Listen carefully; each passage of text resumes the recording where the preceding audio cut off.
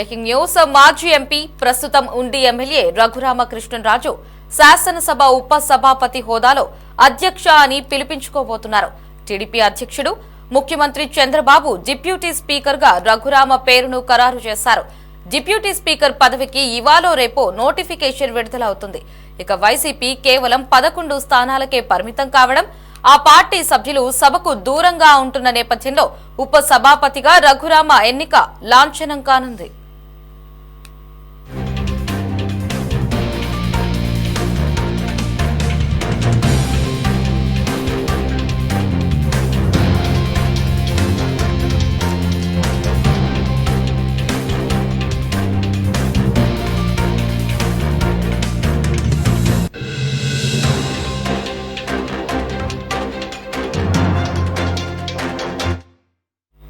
పారిశ్రామికవేత్త అయిన రఘురామకృష్ణరాజు కొంతకాలం బీజేపీలో ఉన్నారు. 2019 ఎన్నికల ముందు వైసీపీలో చేరి నర్సాపురం ఎంపీ అయ్యారు. తర్వాత కొద్ది రోజుల్లోనే వైసీపీ ప్రభుత్వంపై తిరుగుబాటు జెండా ఎగురవేశారు. రచ్చబండ పేరుతో ఎప్పటికప్పుడు అధికార పార్టీ నేతల అవినీతి అక్రమాలను ఎండగట్టారు.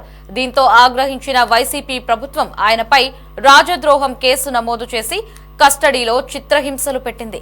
రఘురామను సిఐడి అరెస్టు చేయడం, కస్టడీలో తీవ్రంగా హింసించడం జాతీయ స్థాయిలో సంచలనం సృష్టించింది.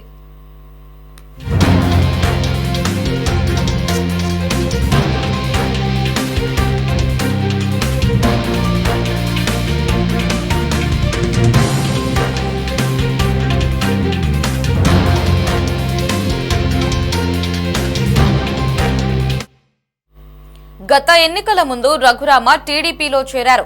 ఆయనను తిరిగి లోక్సభకు పంపించాలని భావించిన కూటమిలో సమీకరణలు, సీట్ల సర్దుబాటులో అది కుదరలేదు. దీంతో రఘురామను ఉండి నుంచి టీడీపీ ఎమ్మెల్యేగా బరిలో నిలబెట్టారు.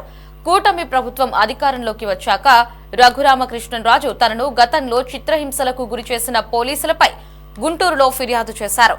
ఈ కేసులో అప్పటి ముఖ్యమంత్రి జగన్ తో పాటు పోలీసు ఉన్నతాధికారులు నిందితులుగా ఉన్నారు.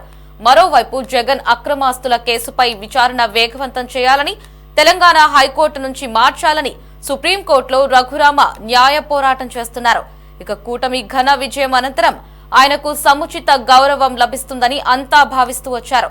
ఇప్పుడు ఉప సభాపతి పదవికి ఎంపిక చేశారు.